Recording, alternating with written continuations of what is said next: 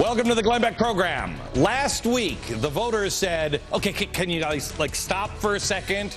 Or maybe it was more like, freeze and get your hands out of my wallet. Stop screwing with the Constitution.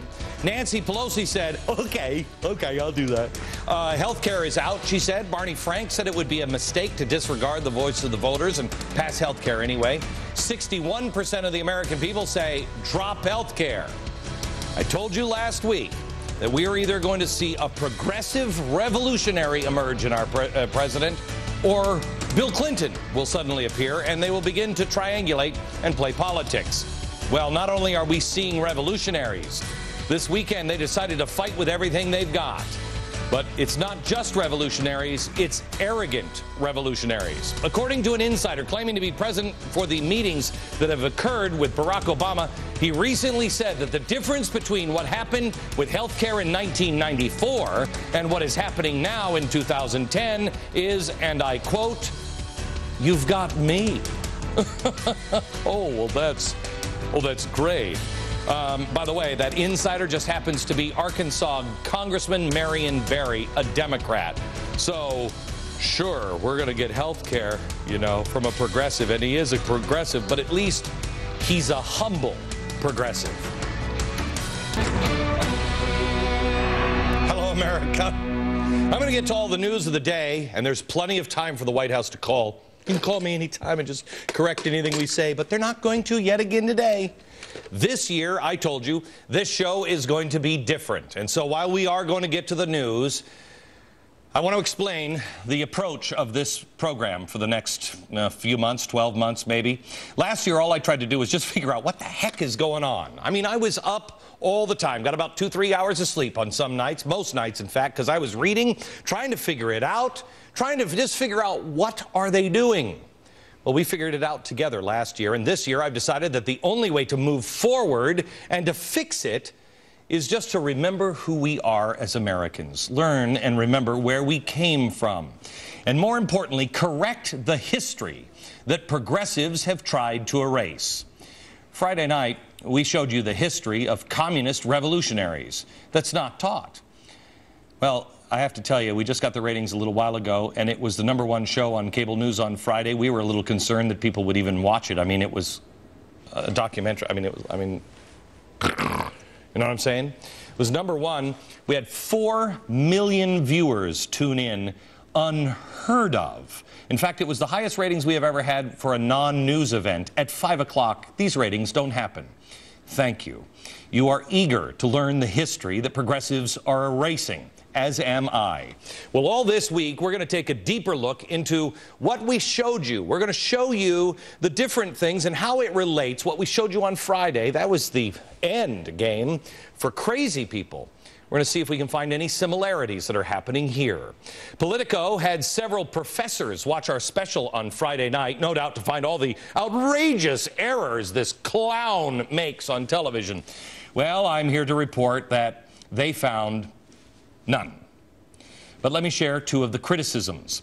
Clemson University professor Stephen Marks, author of How Russia Shaped the Modern World, said that while Beck doesn't explicitly tie the left-wing totalitarian regimes of the past to contemporary liberals, that's what he's hinting at here. And no one in their right mind is going to defend Stalin or Mao or Che.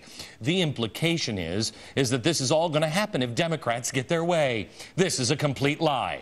Wow. These poor professors have such a hard time finding anything wrong with the special that they have to go with implied lies. First of all, it's not the Democrats. It's the progressives that we talk about. And really you're saying that nobody, open your eyes, Stephen, just a little bit, will you? You're saying that nobody is defending people like Chairman Mao.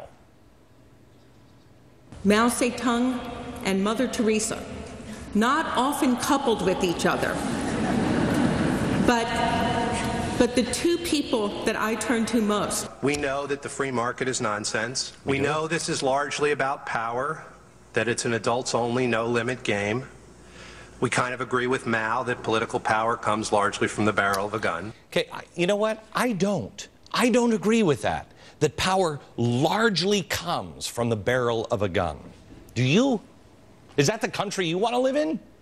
And by the way, let's not forget this in the White House on the Christmas tree this year. It's an ornament with Chairman Mao. But remember, what was it Stephen the professor said? Nobody is defending those guys. No, no, no. Looks like they're honoring them. By the way, this was just sent in today from a viewer. These are the people that we used to like. Can you get this, a tighter shot of this anywhere? Okay, here are the people that we used to like, right? All popping their head? Yeah. Now look what we've turned into. What are we doing? These examples, I guess these are just from the Obama administration, so don't worry about it. As for Che, we've seen the glorification of Che for years from the left. How many movies have come out from Hollywood recently about Che? He's a freedom fighter. He's a champion of the worker.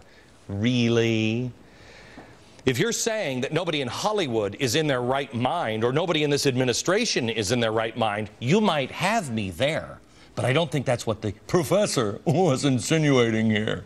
The Politico article had more thoughtful criticism. Alan Wolf, the director of the Boise Center for Religion and American Life at Boston College, said that not only was our film not accurate, but that Beck lives in a complete alternative universe. Well, first of all, about that awkwardly phrased "not only isn't" line from Michael Calderon at the Politico, I mean, couldn't we not try to smooth out our sentence structure here a little bit? I mean, not only isn't smooth, it isn't also unconfusing. But I digress. He continued, as an example, he said, Beck mentions how the Nazis supported programs like universal health care as evidence that their ideology may have more to do with the left than the totalitarian right. Nazi Germany was not evil because of their economic program, you think? Said Wolf, which he noted included a few programs designed to promote public health. It was evil, he said, because it aimed at the extermination of European Jewry. Yes. I got that, Alan. Thanks, Professor. Who's pushing state-run health care now? Is it the right or is it the left?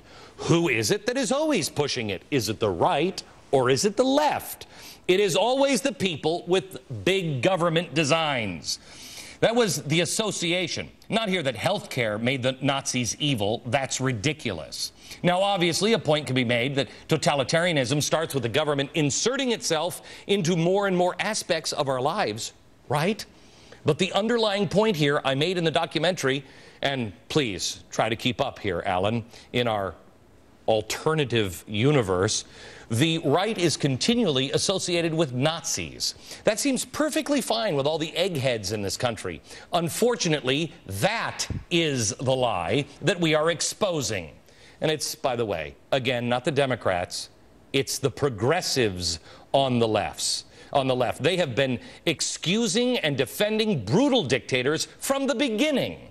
The reason the progressive movement went underground in the first place was all of their failed policies that America's rejected back at the turn of the last century. And then they also had a problem. They kept supporting all these evil dictators around the world.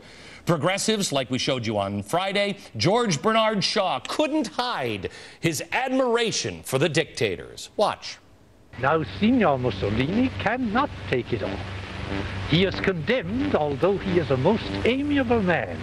He is condemned to go through life with that terrible and imposing expression which really does a great deal of injustice to his kindly nature. He's talking about Mussolini.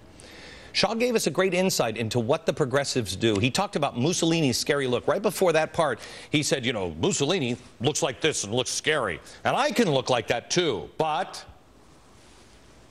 I can look happy too. But Mussolini is condemned to always look like that. He wanted America to know that he could look scary, but he really wasn't. After it became abundantly apparent to the world the sheer evil that these people were supporting, progressives realized, as George Bernard Shaw demonstrated on camera, that they had to change the scary face. Not the policies, the scary face. That is, until recently, when the progressives again became arrogant, and now they don't care what face you see. Last week on radio, we were talking about the Beatles song, Revolution. I really listened to the words of this, and I got to tell you something. The Beatles they spell it all out. And it's all about understanding how progressives have been operating. Listen carefully. You say you want a revolution.